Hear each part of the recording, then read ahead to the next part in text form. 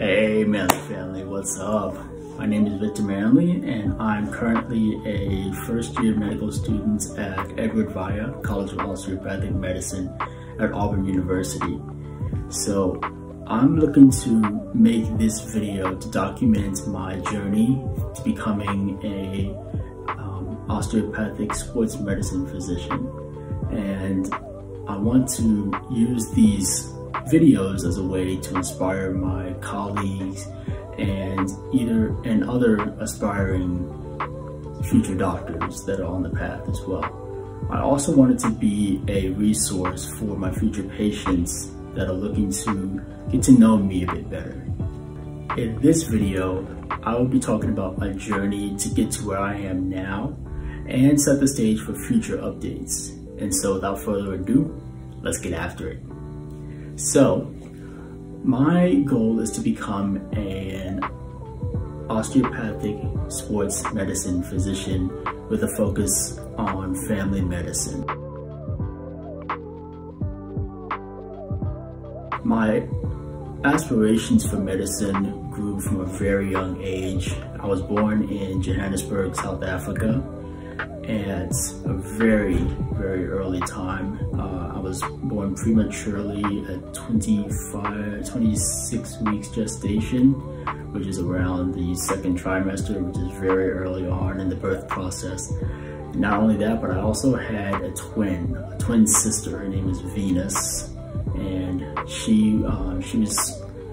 unfortunately she had cerebral palsy. I also have hearing loss and a little bit of vision loss, but she fared a lot worse than I did.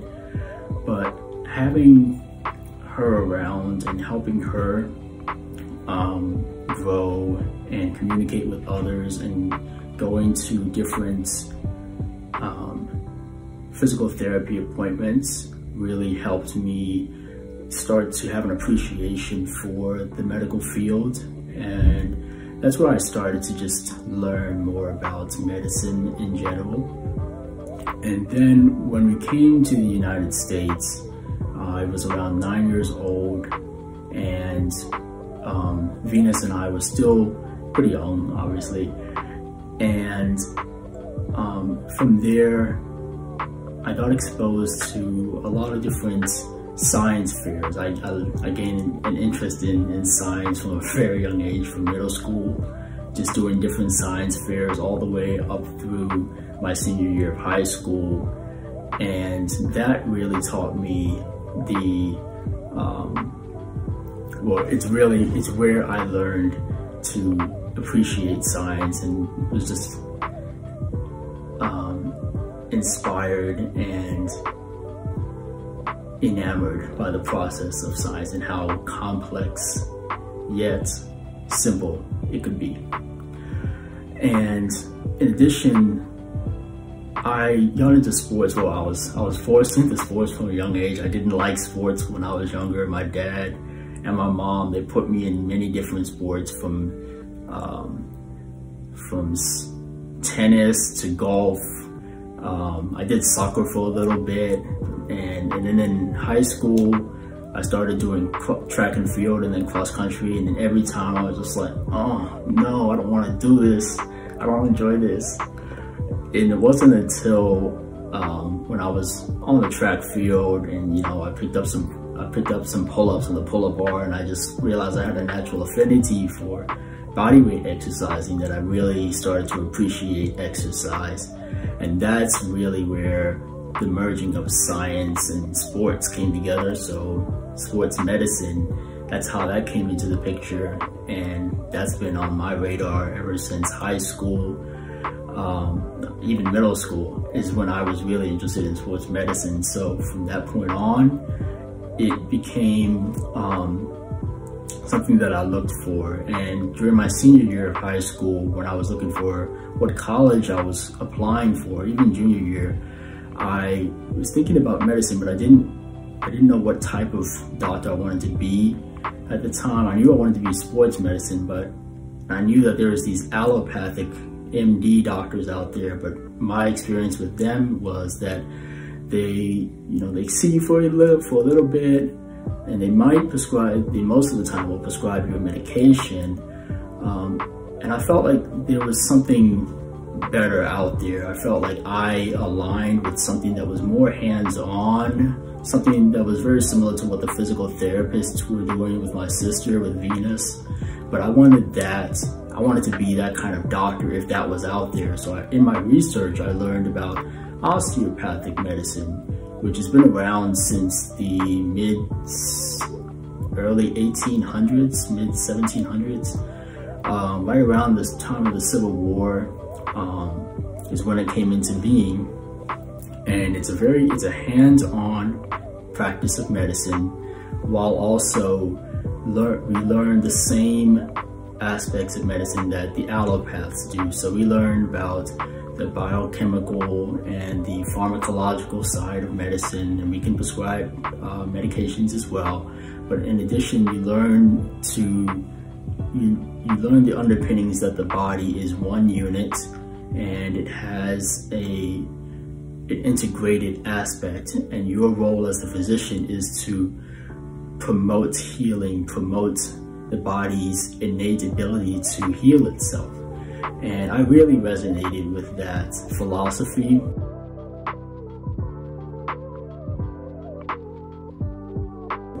I ended up going to Nova Southeastern University for my undergraduate degree, majoring in biology. And from there, they have a DO school as well, an osteopathic doctor of osteopathy school. And I was very excited to be in that environment, because I was like, yeah, finally I'm in a space where I feel appreciated, and they do have a sports medicine clinic on campus. I was like, oh, this is perfect. Like, this is really what I need. And my 4 years of undergrad at Nova were beautiful years, filled with challenges, filled with a lot of learning experiences. But I learned a lot from those experiences. Part of my experience in undergrad was I was a part of this premier scholarship program. It's called Razor's Edge, and there's 5 different programs. One of them, and at the time, and I still think it's one of the most competitive scholarship programs within that, is the leadership program. And what you do is you will apply for this program during your senior year of of high school, and you go to the campus for a couple of days. It's called Shark Weekend, Preview Weekend. And you will, during that day, or one of those days, you'll go and you'll interview in front of a panel, like a couple of students that are current scholars, as well as a faculty member. And you know, it's just like a job interview, but for a lot of people, and to some degree, myself, I'd never been interviewed like that before. And so it was a bit daunting, but you know, I didn't think much of it. But then I got that acceptance letter that I got accepted into the Razor's Edge leadership program. And I was like, oh yes, let's go. And so that program is meant to improve your on top of what leadership skills you already have. And I'm an Eagle Scout with the Boy Scouts, and so that gave me I think that was part of the reason of one of the factors they really liked about me. And the Razor's Edge leadership program allowed me to capitalize on top of those leadership skills that I've already grown. One of those experiences that I did in my second year, my sophomore year, it's called the Razor's Edge, or it's called the Anything That Floats Raft Race, where I had to go out and find like 5 other students, mostly freshman students, because they had to be students that weren't involved in a club in any way. And I had to entice them and and excite them into wanting to build a raft with me from scratch, that we would come together, build, and then float on raft on race day. That experience, it taught me a lot about myself. It taught me how I needed to be very succinct with how I explained things that needed to be done. They also taught me how I needed to make sure that each person there knew that they had a role and felt that their role was important, so that they stayed engaged in the process. So amongst many other lessons in Razor's Edge, the leadership program gave me a huge leg up and a huge boost of confidence when it came to leading others, but not also being a leader, but also knowing when to step back and allowing others to shine as well. And so I learned a lot from the Razor's Edge leadership program. But there were also a lot of challenges throughout my undergrad tenure at Nova. One of them was that during that sophomore year, I was also surrounded by, my roommates at the time were just not very welcoming, and I just didn't stand up for myself, and so that they walked over me in certain aspects, and because of that, my mental health took a nosedive, which inevitably my grades suffered even further. The coursework, I was taking a lot of courses because my major was biology, in organic chemistry and physics at the time, which very hard classes individually, but having to take them together was a tall order. And my rooming situation didn't help with that. In addition, COVID-19 and the lockdowns happened during that same year, which honestly for me was a godsend. A lot of people, we got sent home, and a lot of people didn't have jobs, but I was one of the fortunate few where I did have a job. I was working for a Boy Scout camp in West Virginia. It's called Summit Vector Reserve. And during that year, I'd worked there in previous years, but that year of COVID, I worked as an administrative assistant for the healthcare department. So my job was very essential, being in the healthcare field. We were one of the few Boy Scout national bases that remained open during the COVID pandemic. And so we had a lot of council camps that would normally go to their own camp for the summer that were funneled to us during that year. So we had a lot of people that we had to screen for COVID when they came on. And that year, that season of camping, it taught me a lot. I gained, even though my main job was to teach people or to take in paperwork and to screen people, but with COVID, I also was responsible for checking the temperatures daily, doing at meal times. We were also responsible for creating a contact tracing map.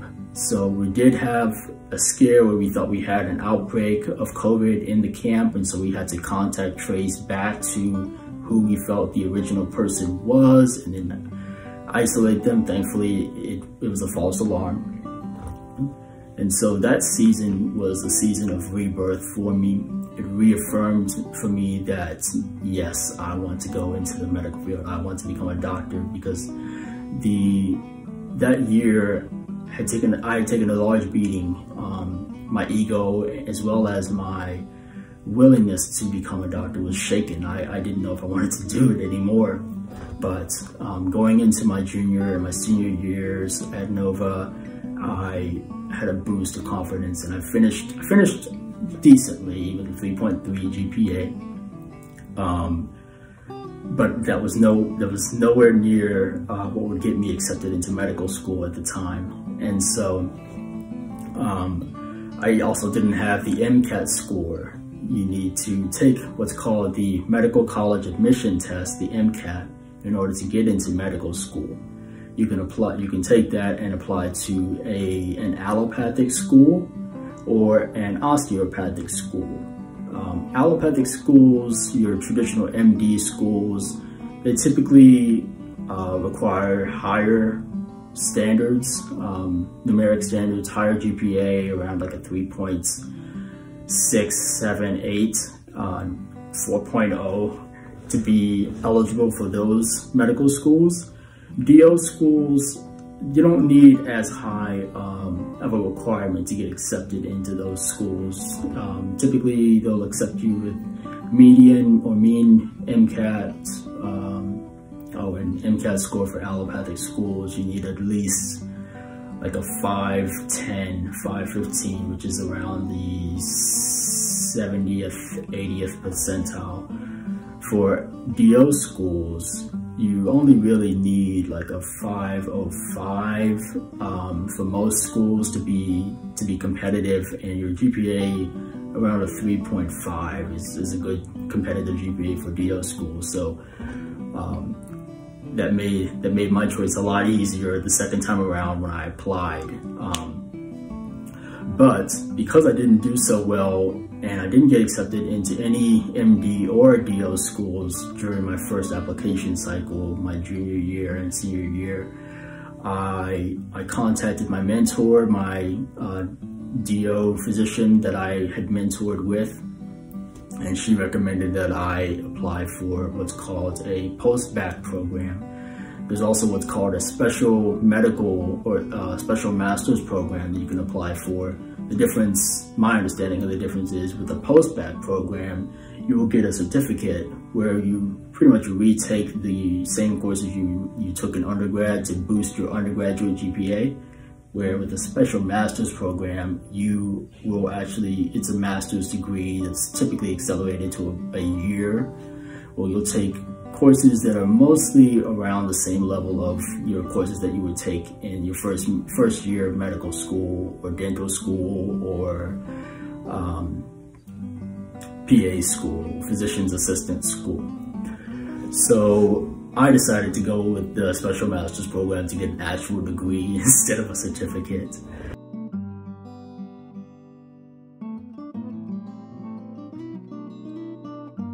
I graduated from undergrad in May of 2022, and I started the master's program also at Nova Southeastern in June of 2022. It was called the Master of Biological Sciences Health Studies degree.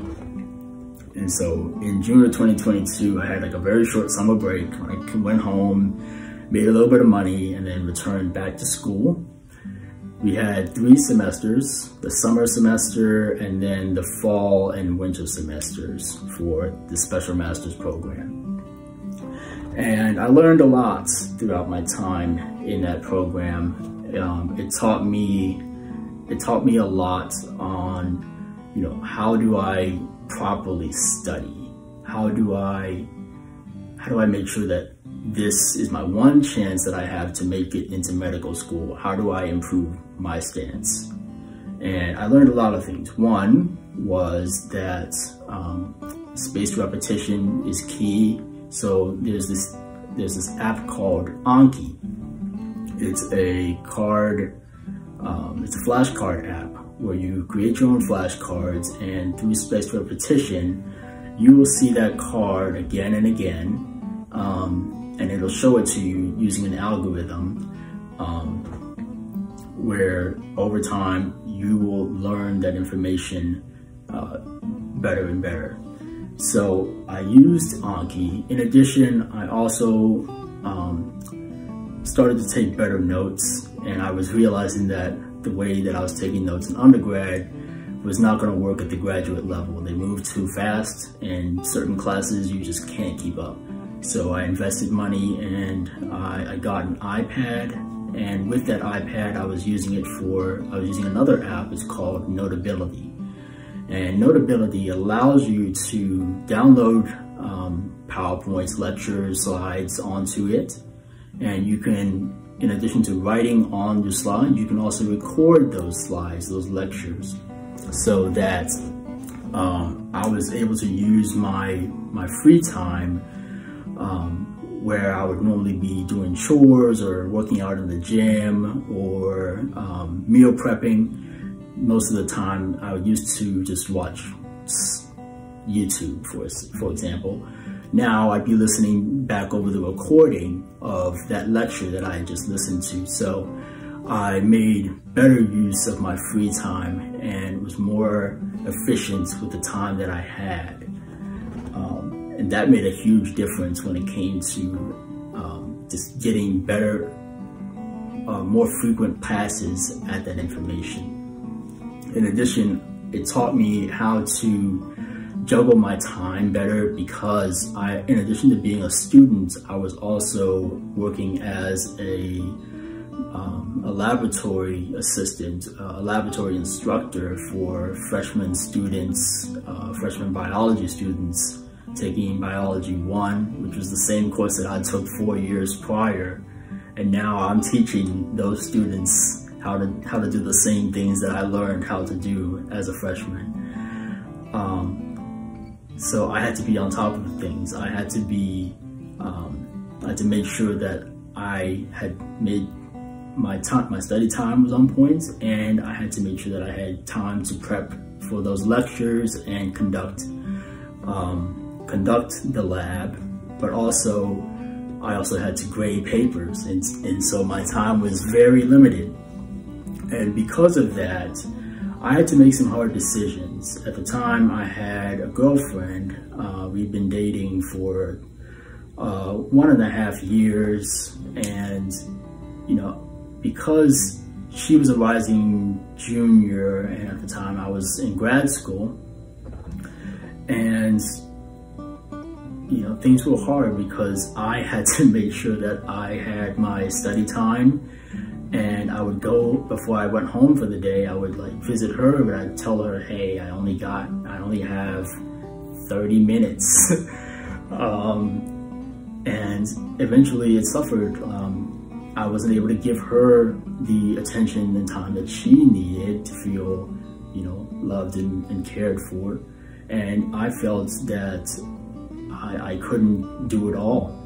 And so I made the tough decision to break up. She was my first ever relationship, and it was hard, but it was necessary. And from that, the whole graduate experience and the lessons learned, overall, the overarching theme is persevering through adversity. And because of that, at the end of the graduate degree, I ended up with a GPA, a 3.8 GPA, and went from a 3.3 in undergraduate to a 3.8 in graduate school. Hey man, I made it, and I did really well.